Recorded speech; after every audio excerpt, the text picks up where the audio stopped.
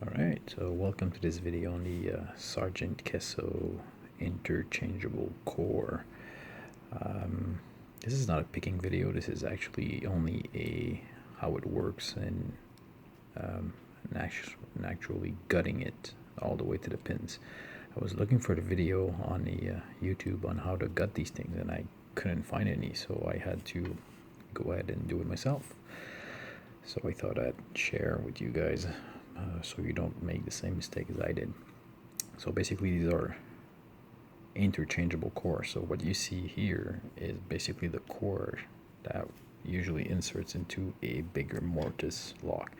So if you have the operation key, it only turns the plug, and if you have the control key, you're able to give it a turn counterclockwise and the whole thing will come out. Basically how it works is if you have the operation key, only the middle plug will turn, and see that locking pawl right there is what enables you to get the core out. I don't know if you'll see if I lower the lights, you can see in there a pin that the operation key does not actually operate because it is not long enough. So the control key has the exact same bitting as the operation key, but it is longer and actually activates that last pin. So if you raise that last pin, oops, sorry, try to do this without hiding the camera. So if you actually lift that pin, you can see now that the whole locking pawl will get that out of the way, and you're able to get the whole core out. And if you only have the operation key, so there we go, now only the middle part turns. So for those who don't know, the Keso, it is basically a dimple lock with a set of pin on each side of the key. So you got 2 rows of pin on each side, and you also got a row of pins on the top of the key. Now to gut this thing, first thing you need to remove is this. Let me get my tweezers. So there's a clip in the back that you need to remove, the same as a regular core. But the first thing you notice is, even though you remove that clip, the core is not coming out. All you can do is remove that part right there that's used to replace the core. So you can see that the notch in there, this is what engages with the control pin that's between the plug and the top right there. So even though you have this removed, the core still don't come out. So how do you get this thing? And now I've just put a little cardboard plug in there, but if I remove that and I show you closely, this is actually one of the key holes, the pinholes. Yeah, sorry. So this was not drilled when I had it. Basically this over there was only peened. So the sleeve, the outside sleeve right there, was only peened right there, so it prevented you from moving that sleeve. But once you drill that out, now the whole sleeve actually move, and you're able to remove that and use the sleeve as an actual follower. So if I just slide there, I only reinserted one pin, and it is the control pin. So okay, the spring.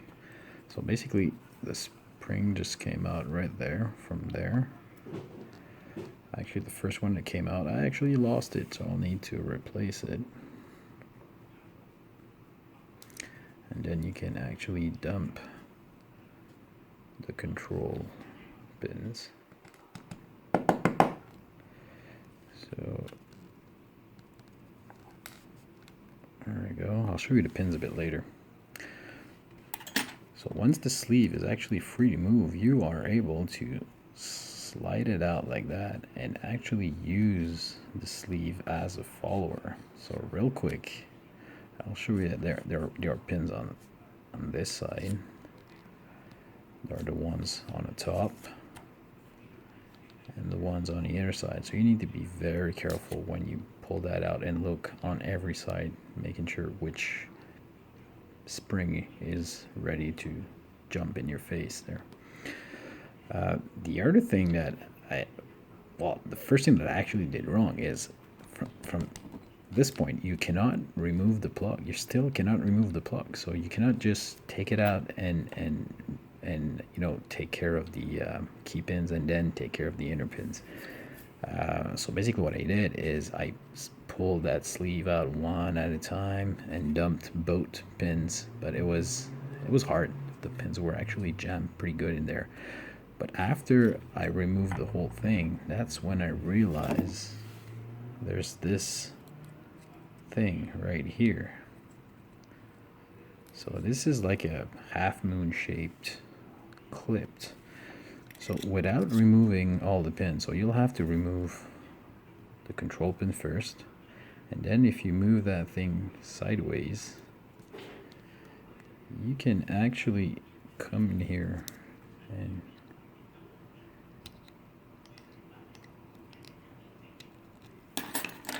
remove that thing in there.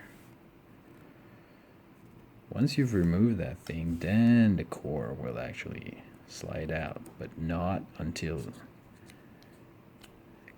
then the core will actually slide out of there. So the pins are already dumped. So first step, you need to drill the top right there, slightly move the sleeve, rotate it, then you're able to remove that half moon clip, and then you'll be able to use a follower and actually get the core out. You need to put the sleeve back to its position before you slide the core out. That's not even the right size. So you could actually get this whole core out, and then you can either get the pins out from inside, or you actually do what I did. That's too big. I don't even have the right follower, go figure. That does not even fit in there. Anyway, let's say you have your follower in there. You could actually use the sleeve as a follower and, okay, get this pin out, then go on the other side, get this pin out, and then get the top pin out, another one there. And that's basically what I did. So I worked my way removing that sleeve and getting all the pins out.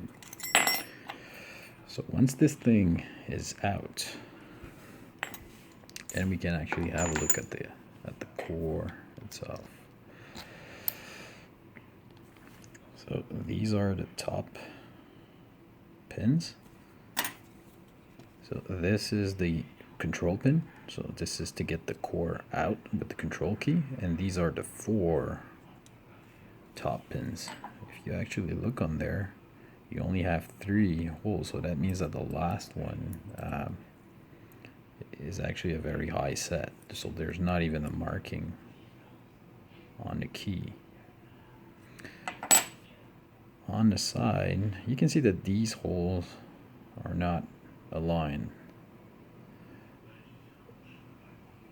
I don't know if you can actually make that out, but this guy right there is aligned with the top one, but is not aligned with the pins on the other side. So all the pins are actually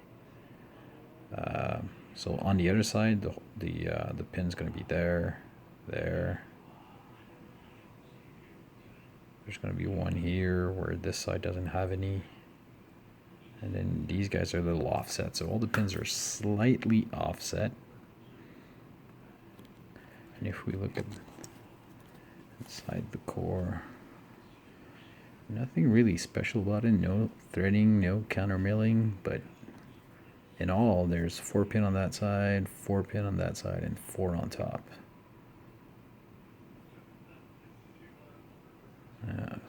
Total of 12 pins. If we look at the core, Basically, that's the groove where the half moon clip actually holds it in place. That's the groove to remove the core locking mechanism. That's the keyhole for the control pin, and these are the actual key pins going in there. Alright, now let's have a look at these pins, because they're actually very interesting. Oops, sorry. Try to give you a good lighting on this.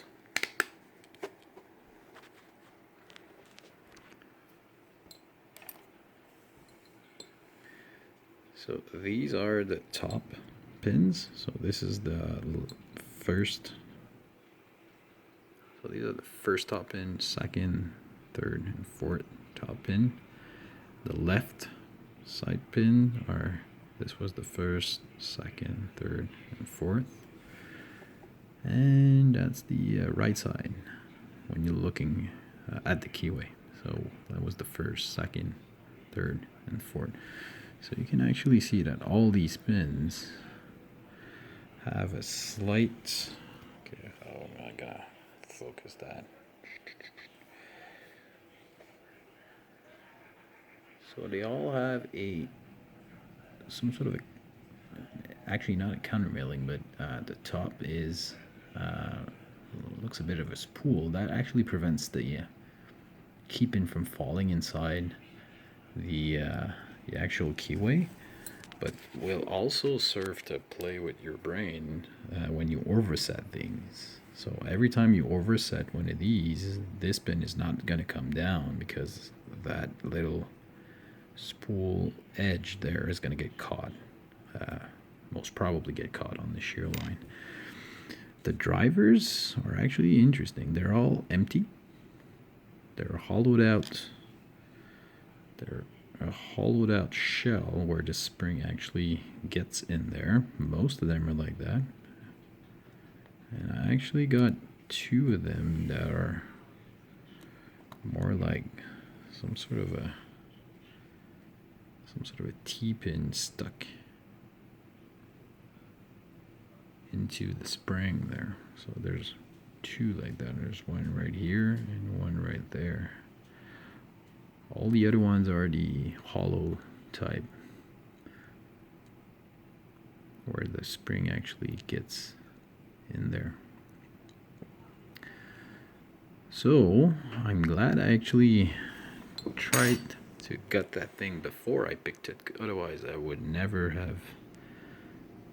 been able to actually gut it after I actually got it picked. And the other thing is, this is a lock I got from Security Snobs, and it was dirty as hell. Some of these pins were completely jammed in grit in there. So if you also bought a lock at the same place as I did, maybe you should do the same and gut this thing, actually clean it and reassemble it. It's a big job. Can't wait to get that together and see if it works again. I'll have to find another spring because the first one actually popped up right into my eye. So I'm actually glad I picked this thing. I opened this thing first before I picked it. Otherwise I would have been in much trouble trying to gut this thing on video. These two things right there are the control. I'm sorry. So these are the last pin that go at the end to actually get the core out. So by lifting this, you actually engage that part into that little groove there, and that allows this part to rotate to get the actual core out. So I'll try to get this thing back together now after I cleaned it. So thanks for watching.